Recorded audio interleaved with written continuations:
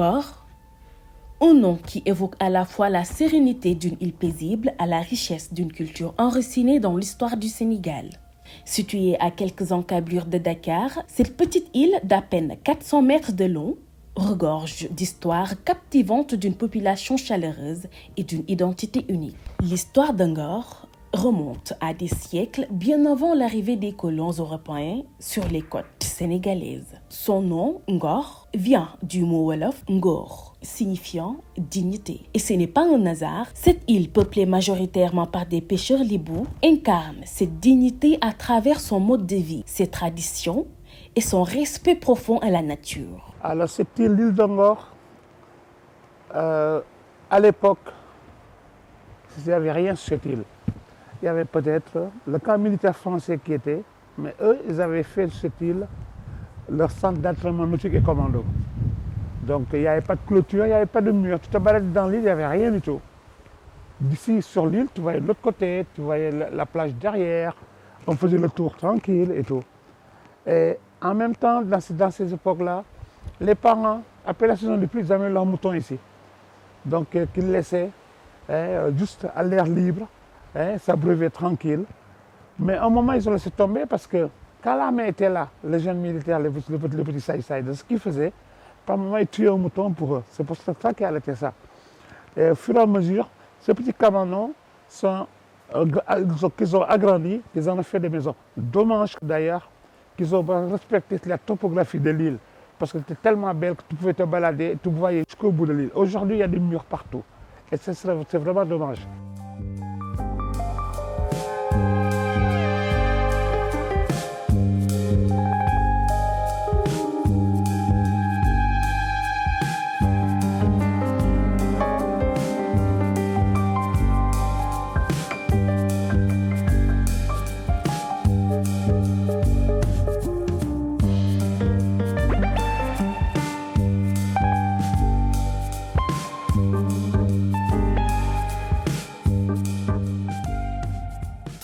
Les Lébous, communauté autochtone sénégalaise, ont su préserver leur culture et leurs rites malgré les vents de la modernité. À Ngor, les pirogues colorées racontent encore l'histoire d'une activité vieille de plusieurs générations. Une pêche qui autrefois alimentait Dakar et ses environs. Sur les quais, l'effervescence des pêcheurs à leur tour rappelle l'attachement des habitants à leur milieu maritime.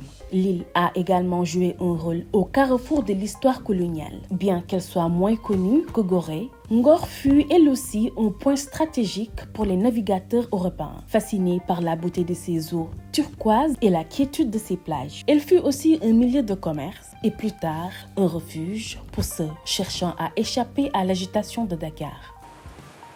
L'île de Ngor n'est pas si historique que l'île de Gorée, parce que Gorée reflète notre histoire. Et tout ce que nous voulons, c'est aussi faire découvrir aux jeunes d'aujourd'hui ce qu'il y a à l'île de Ngor. Et par rapport aux touristes, nous voudrions vraiment que l'île soit vendue davantage et qu'il y ait beaucoup plus de visites davantage parce que l'île est calme, on est sécurisé, on est voisin avec la gendarmerie, les militaires qui sont là, qui assurent la sécurité.